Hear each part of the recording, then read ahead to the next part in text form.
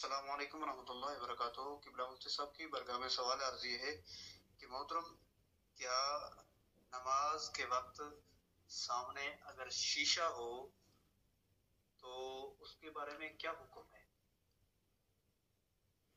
السلام علیکم رحمۃ اللہ وبرکاتہ۔ بھائی آپ نے سوال کیا کہ نماز کے دوران اگر آگے شیشہ ہو تو نماز کا کیا حکم ہے۔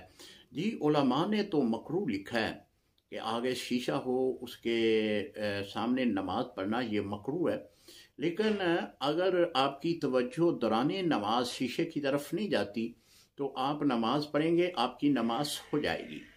اگر دوران نماز آپ کی توجہ شیشے کی طرف جائے گی تو پھر تو مکروہ بنے گا۔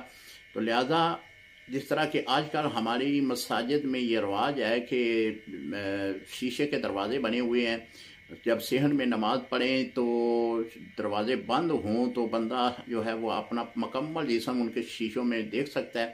تو لہذا اگر دوران نماز توجہ کے ساتھ دیکھے گا تو پھر تو نہ مکروہ ہوگی۔ اگر وہ اپنی خشوع خضوع کے ساتھ نماز توجہ کے ساتھ پڑھ رہا ہے، اس کا وہم و گمان بھی نہیں ہے شیشے کی طرف، تو اس میں کوئی مذائقہ نہیں، نماز ہو جائے گی۔ السلام علیکم ورحمۃ اللہ وبرکاتہ۔